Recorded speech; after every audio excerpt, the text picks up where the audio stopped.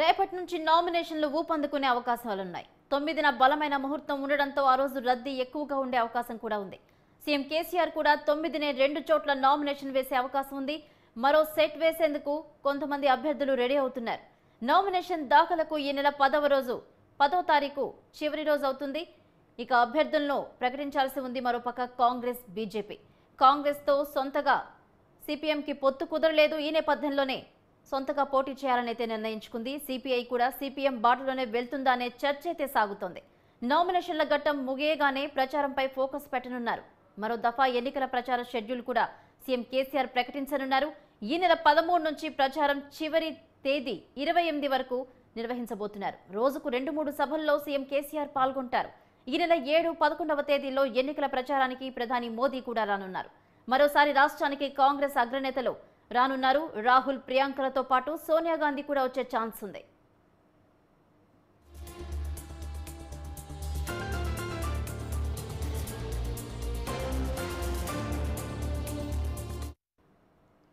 Telangana assembly ఎన్నికల ప్రచారం పతాక స్థాయికి వెళ్లే ముహూర్తం వచ్చేసింది.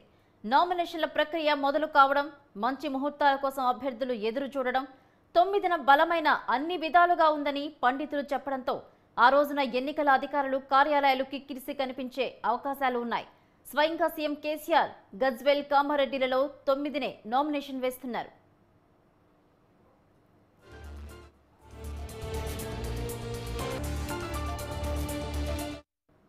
నామినేషన్ల ప్రక్రియ ఈ నెల 15 ఉపసంహరణతో ముగుస్తుంది.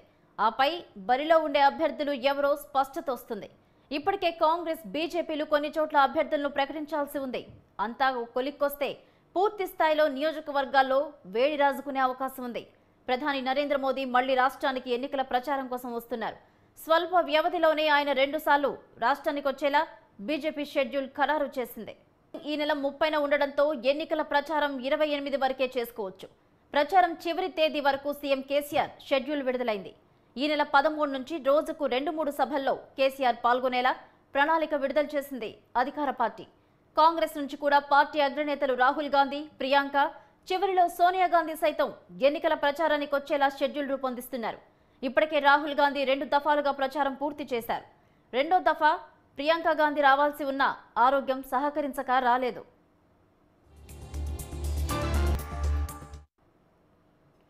లెఫ్ట్ పార్టీలతో కాంగ్రెస్ పార్టీ పొత్తు కుదురుతుందని అనుకుంటే చర్చలు పెటాకులయ్యాయి. కాంగ్రెస్ వైఖరి సరిగా లేదని కినుక వహించిన సిపిఎం ఏకంగా అభ్యర్థులనే ప్రకటించేసింది. సిపిఎం రాష్ట్ర కార్యదర్శి తమ్మినేని వీరభద్రం పేరు సహా 14 మందితో జాబితా విడుదల చేసింది. మొత్తం 17 చోట్ల పోటీ చేస్తున్నట్లు తమ్మినేని వెల్లడించారు. సిపిఎం ప్రకటనతో ఇప్పుడు సిపిఐపై ఒత్తిడి పెరుగుతోంది. కాంగ్రెస్తో ఇంకా చర్చలు జరుగుతున్నాయన్నది సిపిఐ నేతల మాట. కొత్తగూడెం సీటుతో పాటు ఒక ఎమ్మెల్సీ సీటును సిపిఐకి కాంగ్రెస్ ఆఫర్ చేసిందని ప్రచారం జరుగుతోంది.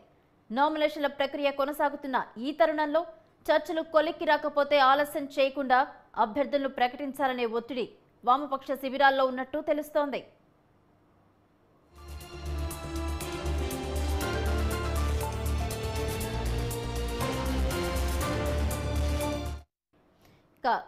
నామినేషన్ల ప్రక్రియ ఊపందుకునే అవకాశం ఉంది. 9వ తారీఖున బలమైన ముహూర్తం ఉండడంతో ఆ రోజు కార్యాలయాలు కిక్కిరిసే అవకాశాలు కూడా ఉన్నాయి. ఇదే అంశానికి సంబంధించి మరిన్ని అప్డేట్స్ మా ప్రతినిధి రాంప్రసాద్ అందిస్తారు. రాంప్రసాద్, చెప్పండి, 9న నామినేషన్లు ఎక్కువగా ఉండే అవకాశం ఉన్నట్టు తెలుస్తోంది. డీటెయిల్స్ ఏంటి?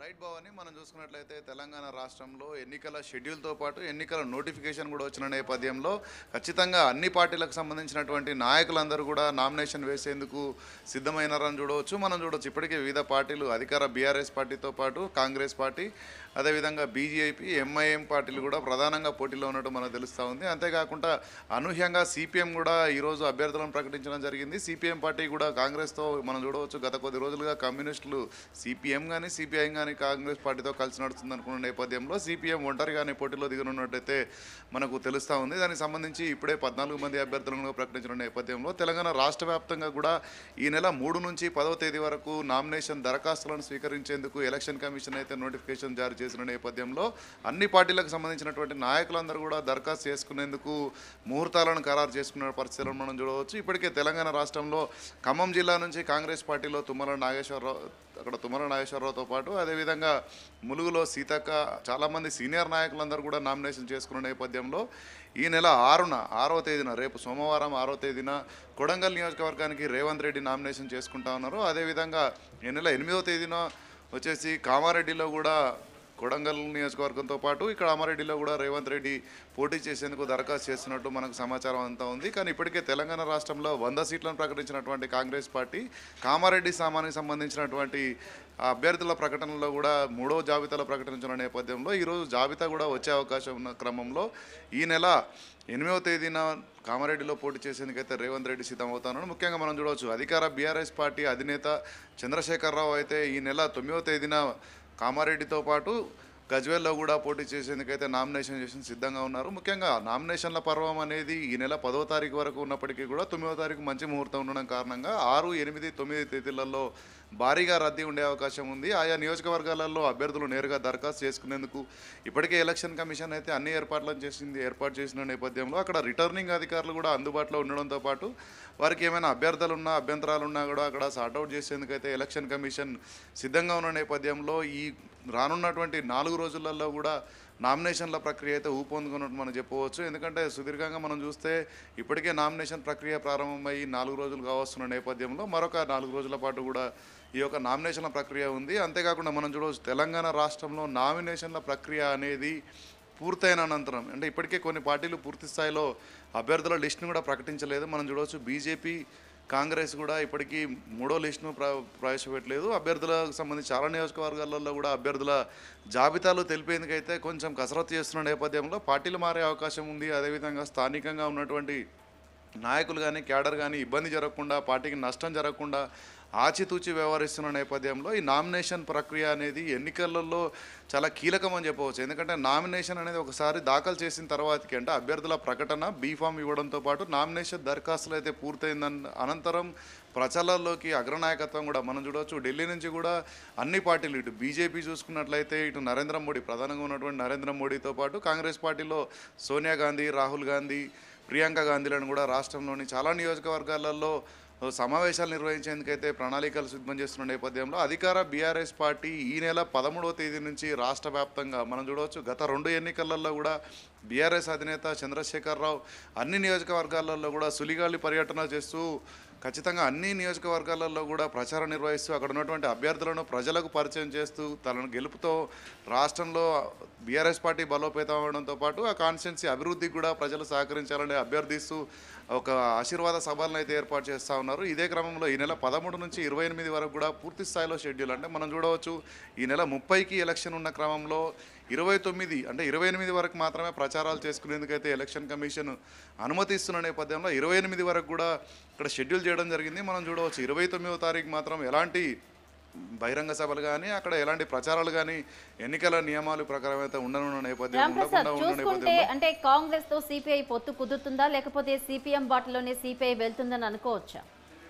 రైట్, మనం చూడవచ్చు గత కొద్ది రోజులుగా కమ్యూనిస్టులు మనం ఇండియా కూటమిలో భాగంగా ఉన్నటువంటి కమ్యూనిస్టులు కాంగ్రెస్ పార్టీకి దేశంలో కలిసి నడుస్తున్నటువంటి నేపథ్యంలో తెలంగాణ రాష్ట్రంలోనూ కూడా టికెట్లు ఇచ్చేందుకు సుముఖంగా ఉన్నదని వచ్చినటువంటి వార్తల నేపథ్యంలో సిపిఎం అయితే ఒంటరిగా పోటీ చేసేందుకు సిద్ధమైంది. మనం చూడవచ్చు సిపిఐ నేతలతో అయితే ఒకంత చర్చలు సఫలమైనాయని చెప్తున్నప్పటికీ కూడా 3వ లిస్టులో ఏ నియోజకవర్గాలను కేటాయిస్తారు, ఏ విధంగా ఉంటుంది అనే అంశం పని అయితే ఇప్పటికైతే స్పష్టత రాలేదు. ఖచ్చితంగా రానున్న రోజుల్లో సిపిఐ పార్టీ మాత్రం కాంగ్రెస్తోనే కలిసి నడుస్తుందని ఇప్పటికే సిపిఐ అగ్రనేతలు రాష్ట్రంలో ఉన్నటువంటి నాయకులతో పాటు అటు దేశంలో ఉన్న నాయకులు కూడా కొంత విశ్వాసంగా అయితే ఉన్నారు.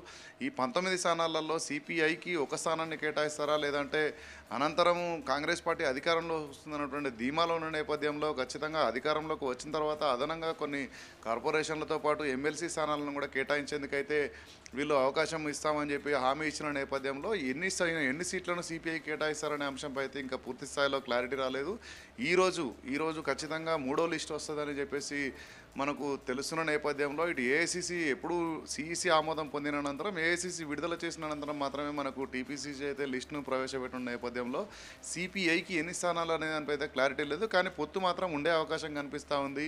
వామపక్షాలు కలిసి నడుస్తాయి. సిపిఎం సిపిఐ అనుబంధంగా పనిచేస్తున్నప్పటికీ కూడా ఖచ్చితంగా ఇప్పుడు సిపిఎం అయితే ఒంటరిగానే బరిలోకి దిగేందుకు పూర్తి స్థాయిలో షెడ్యూల్ను విడుదల చేయడం జరిగింది. 24 మధ్య అభ్యర్థులను అంటే 24 కాన్స్టిట్యున్సీలలో సిపిఎం పోటీలో ఉంటుందని చెప్తున్న నేపథ్యంలో 14 స్థానాలకు సంబంధించినటువంటి అభ్యర్థుల జాబితాను కూడా విడుదల చేయనున్నది. అదేవిధంగా మరొక 10 మందికి సంబంధించినటువంటి జాబితాను కూడా ఈరోజు సాయంత్రానికి కానీ రేపటి కానీ విడుదల చేయనున్న నేపథ్యంలో అన్ని రాజకీయ పార్టీలు కూడా ఈ యొక్క నోటిఫికేషన్కి సంబంధించి ఉత్సాహంగా, అంటే ఇక్కడ అభ్యర్థులను నోటిఫికేషన్ అక్కడ దరఖాస్తు చేసుకునేందుకైతే కొంత అక్కడ బీఫామ్ల కేటాయింపే కానీ అక్కడ స్థానిక ఉన్నటువంటి నాయకులందరినీ కోఆర్డినేట్ చేసుకుంటూ ఆయా నియోజకవర్గాలలో ర్యాలీగా వెళ్తూ కూడా నామినేషన్లు వేస్తున్నారు. కొంతమంది అయితేనేమో పార్టీ క్యాడర్ కాకుండా ఒంటరిగానే వెళ్ళి మనం చూడవచ్చు. గోషామహల్లో అయితే రాజాసింగ్ కొంతమంది కార్యకర్తలు మాత్రం వెళ్ళి నామినేషన్ వేసినటువంటి పరిస్థితులు కూడా చూస్తున్నాం. ఎందుకంటే ఎలక్షన్ కోడ్ అమల్లో ఉన్న నేపథ్యంలో అనుమతి లేనటువంటి ర్యాలీలు కానీ ధర్నాలు కానీ అవకాశం ఉండకుండా ఉన్న నేపథ్యంలో ఆర్భాటం లేకుండానే నామినేషన్ల ప్రక్రియ అయితే సున్నితంగానే సాగుతూ ఉంది. Bhavani. Right, thank you Ram Prasad.